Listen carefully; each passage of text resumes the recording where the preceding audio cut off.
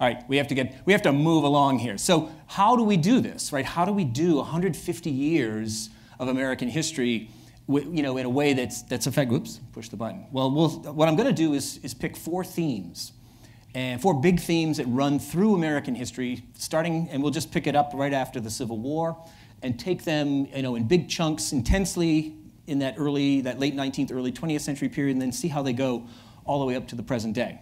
So just a couple quick things. I teach at College of the Holy Cross in Worcester, Massachusetts. I've written a few books. Yeah, there's some Holy Cross people here. Thank you for coming. I'm on Twitter. I know you don't look like a Twitter audience out here. But anyway, and I have a podcast about which I will talk a little bit later. So history. I know that some of you are here, maybe because somebody dragged you here, and I know that history sometimes is a word that some people have a little bit of aversion to, or it brings them back to junior year of high school with, the worst teacher ever, and it's kind of a, not to cast aspersions on high school football coaches. I was a high school football coach for 1 year, but some of the memories we have of a really bad history class that is just a lot of blah, blah, blah, a lot of facts, a lot of dates. So it's incumbent, on behalf of the historical profession, I'm really sorry. B, I'm going to make it up to you. We're going to have some fun today, and we're going to learn a lot. None of this, so you have to sit up straight. You are allowed to sleep in my class. You just can't snore or drool. So let's start out by the way I always start out, which is talking about history. What makes history not just fun and interesting, but a little bit deeper to understanding what history is all about. One way to think about history is the study of conflict. And this is really true in general, but it's also really true in democracies. And we have, wars, we have revolutions, we have riots, actual conflict. But we also have, fundamentally, throughout our history, conflict of ideas, conflict of vision. If you think in your head, any moment in history, American history, world history, it's always about conflict, about ideas. Should women get the right to vote? Should the 13 colonies break away from the Union to become an independent nation? These are fundamental questions, and we argue about them. So we sometimes have this idea that the past is this placid, peaceful place, and we live in such fractious times. Oh my. Well, we do live in fractious times. Oh my. But we've always lived to some degree in fractious times. So history becomes more interesting when we think about it in terms of study of conflict. Second is thinking about how history actually operates.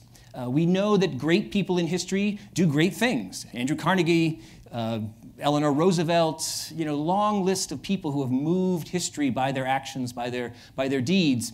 But history is also moved by everyday people. And this is just a term from sociology, setting a goal and pursuing it, agency, acting on your own behalf or acting on a collective behalf. And if we think about history, a lot of history is made by nameless, faceless people.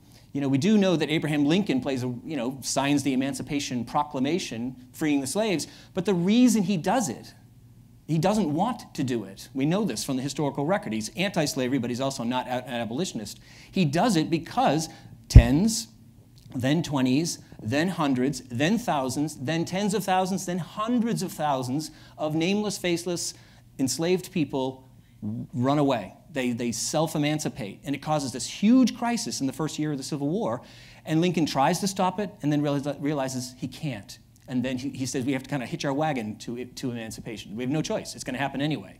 We can try to oppose it. It's folly. So people taking action make history, everyday people.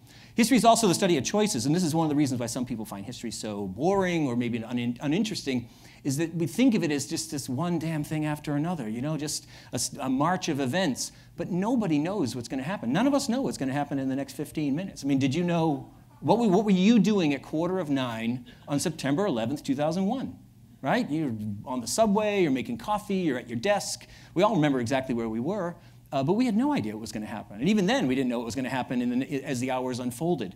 So history, none of it's inevitable. It's a series of choices and things that people make, so that when you look at, say, the 1850s, it looks like the Civil War is just going to happen, right? You've got all these events, the Fugitive Slave Act and Kansas-Nebraska Act and Bleeding Kansas and the Dred Scott case, John Brown's raid.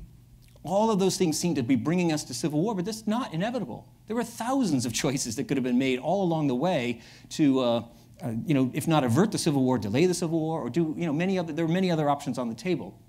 So nothing is inevitable. Things seem inevitable in retrospect, and when you look back. And then finally, we need to make history relevant. History needs to speak to us, not just be an interesting dive into the past about people and events. We have to, history has a lot to tell us, a lot to do for us if we pay attention to it. I was listening to a podcast called On Being, which is one of my favorite podcasts, and they interviewed Isabel Wilkerson, who's written this fantastic book called The Warmth of Other Suns, about the great migration of African Americans from the South to the North in the 20th century. And the interviewer was asking her, so what kind of book is this? And she said, well, it's got economics, it has philosophy, it has psychology, it has sociology, anthropology, but mostly it's history.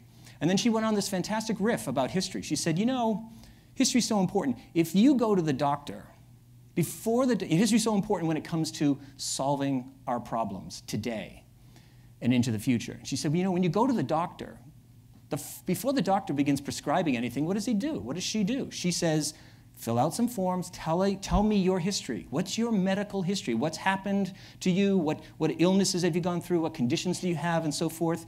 And then maybe page 2, tell me about your parents.